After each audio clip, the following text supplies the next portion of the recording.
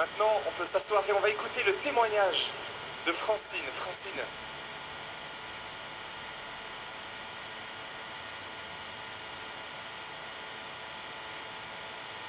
Je t'en prie, rejoins-moi.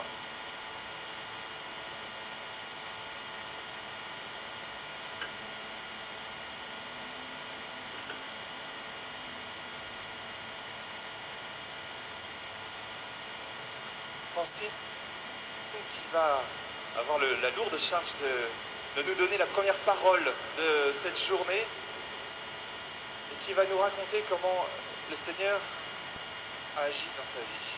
Merci Francine. Bonjour, je m'appelle Francine, j'ai 66 ans. Bon, j'ai été tout d'abord très jeune danseuse, ensuite avec les années professeure de danse, enfin chorégraphe, etc. Et je n'étais pas croyante du tout. En 98, quelque chose s'est réveillé en moi. Je ne savais pas quoi, je ne savais même pas ce que ça voulait dire. J'étais voir un prêtre, il m'a dit, je pense qu'on est venu frapper à votre porte et maintenant il faut ouvrir votre cœur. Mais je ne savais pas ce que ça voulait dire. Donc j'ai laissé traîner comme ça. Et puis en 2001, on m'a annoncé que j'avais une maladie très grave qui allait me paralyser progressivement. Et j'ai appris aussi que mon grand-père en fait était mort de cette maladie. Je l'avais vu effectivement se paralyser et mourir au bout de 10 ans de cette maladie. Donc mon destin était tracé. Mais il se fait qu'en 2003, ma fille qui rentrait des États-Unis, elle était protestante baptiste, m'a dit, mais maman, viens voir. Elle était rentrée en France, viens voir, j'ai un pasteur baptiste qui pourrait t'aider à développer ta foi. Donc j'ai pris des cours de Bible pendant pas mal d'années. Donc j'ai étudié la Bible sérieusement et j'ai découvert ce que c'était que effectivement la religion, la chrétienté, etc. Et donc en 2001, on m'annonce cette maladie. Au bout de 4 ans, j'étais en fauteuil roulant électrique. Au bout de 5 ans, j'avais les bras paralysés, recroquevillés, les mains, etc. Et le médecin m'avait dit, mais maintenant on n'a plus de traitement pour vous, on ne peut plus rien faire. Donc je savais ce qui m'attendait. On me donnait des médicaments.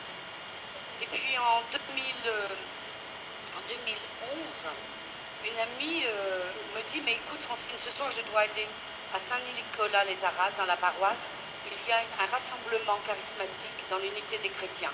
Je ne savais pas ce que c'était. Donc j'y suis allée. Et puis là, à la fin de la louange, j'ai entendu le pasteur, il y avait un pasteur canadien qui était plus le prêtre de Saint-Nicolas-les-Arras. Le pasteur dit, bon, maintenant nous allons faire la prière de guérison.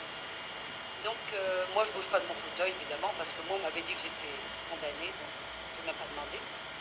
Et puis à la fin de cette prière de guérison, la pasteur me dit, ben, écoutez, il y a une personne ici qui n'a rien demandé, pourtant c'est évident qu'elle est malade, parce qu'elle est complètement paralysée.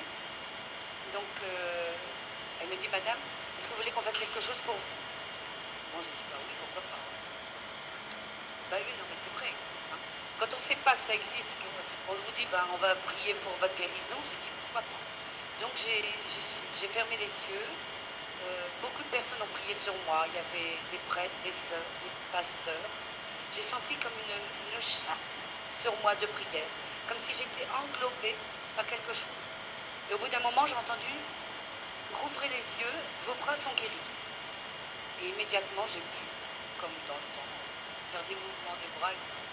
Et ils me disent, bon, on va continuer pour vos jambes et le reste du corps. Et j'ai dit, non, non, non, non, arrêtez. Moi, j'étais morte de trouille. Je vous dis sincèrement, j'ai eu très peur. J'étais un peu choquée, à vrai dire. Et il se fait que 15 jours après, j'allais à un autre rassemblement avec cette même amie qui m'avait entraînée à Alençon. Et là, j'arrive à Alençon. Bon, mes bras étaient guéris, hein, ça c'était sûr. J'ai appelé mon kiné, il m'a dit, ça ne peut rien. Vous n'avez plus rien, vos bras. Ils bougent dans tous les sens. Vos doigts sont revenus. Enfin, tout. Et donc, à Alençon, rebelote, en arrivant, un pasteur me dit, mais madame, si vous voulez, demain, on fait quelque chose pour vous. Alors là, j'ai dit oui. Là, j'ai dit oui, on va essayer. Mais je suis sûre que ça va marcher. Mais avant, il m'a donné 4 pages sur le pardon, à méditer pendant 24 heures. Donc j'ai médité sur ces 4 pages et je vous assure que ça fait peur parce que c'est le pardon de ceux qui nous ont fait du mal, on en a toujours. Ceux à qui on a fait du mal, on en a toujours. et le pardon à soi-même, qui est aussi très important. Donc je l'ai fait sérieusement. Et le lendemain, le 15 juillet 2011, à la fin de la louange, de toute cette... C'était un rassemblement comme ici. Il m'appelle, donc là pas de problème, j'y vais, je ferme les yeux, et au bout de 45 minutes, alors là j'étais dans un autre monde, hein. Je ne vous raconte pas ce qui s'est passé parce que je n'ai plus rien vu. Au bout de 45 minutes, j'ai entendu « Ouvrez vos yeux, vous êtes guéris ». Et effectivement, j'étais à l'autre bout de la salle, mon fauteuil était devant, comme au départ, et j'étais guérie. Et donc, première chose que j'ai faite, je suis allée immédiatement dehors. J'ai dit, si je suis guérie, je dois pouvoir redanser comme avant. J'ai tenu un petit mur et là, j'ai fait un grand développé avec bras et jambes, comme quand j'étais danseuse. Et effectivement, j'étais guérie. Voilà.